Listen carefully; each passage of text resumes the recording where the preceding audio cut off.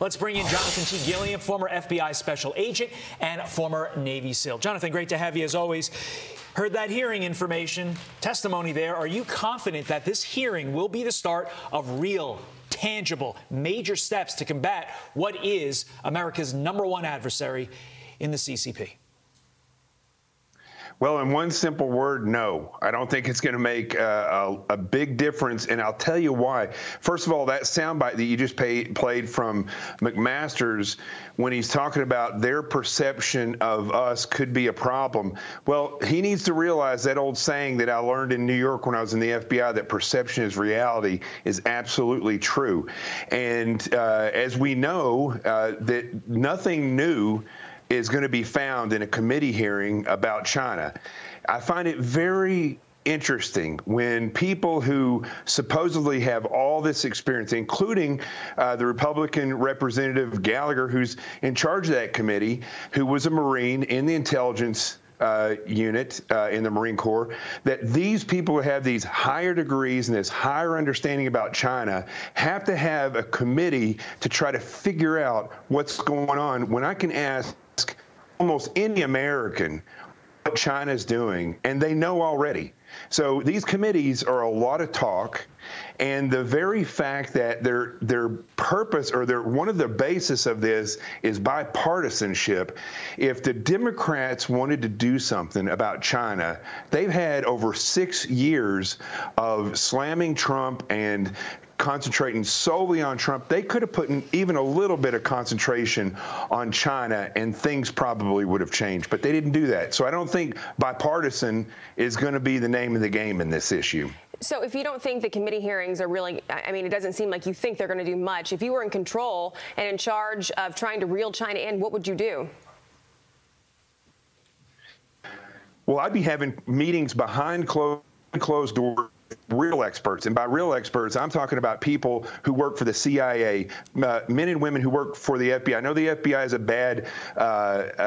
bad aura about them right now, but I know plenty of people who work in the counterintelligence aspect against China, and these individuals know everything that's going on. They know exactly down to the minute detail what China is doing. They need to stop having conversations in public and start looking for solutions behind the scenes. If things are classified, as McMaster's talked about there a minute ago, they need to go behind closed doors, and they need to start looking for solutions with operationally minded people, not just people who know a lot about China, because that doesn't seem to fix anything in Washington, D.C. Yeah, to your point, talk is cheap. We need actions, because the Chinese are acting.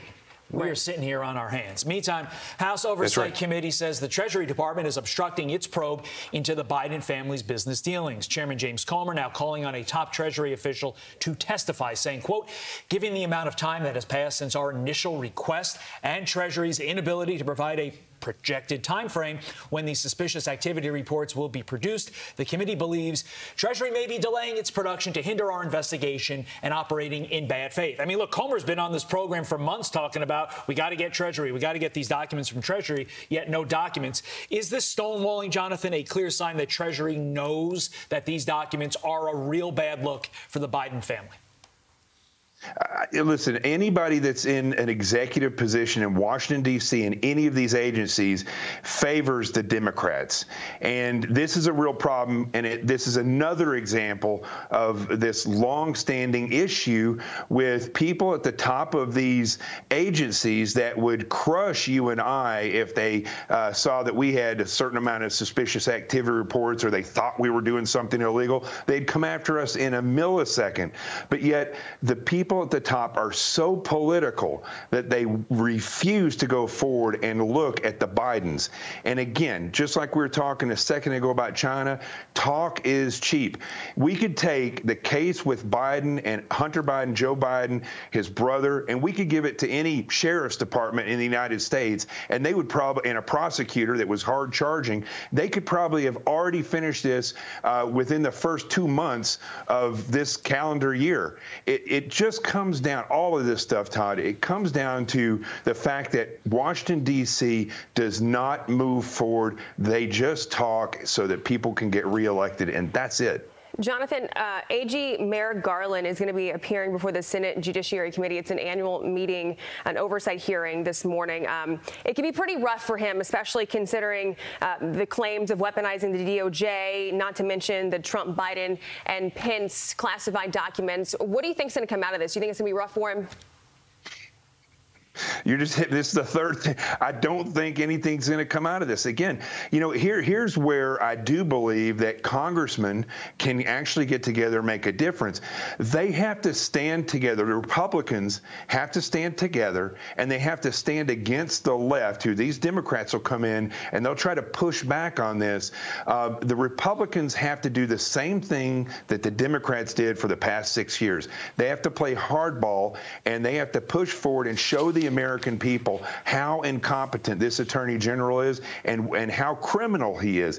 If they don't do that together as a group, what you're going to see is sound bites from individual congressmen. They all have to come together and work as a team to go after these ruthless criminal elements that are in our government. Yeah, you said any local sheriff department would have handled the Hunter Biden case in about 2 months, yet I'm still waiting for the special counsel, unless I missed it. Still no Hunter Biden special counsel appointed by AG Merrick Garland. Jonathan T. Gilliam, as always, appreciate it, sir. Thank you. I'm Steve Doocy. I'm Brian Kilmeade. And I'm Ainsley Earhart. And click here to subscribe to the Fox News YouTube page to catch our hottest interviews and most compelling analysis.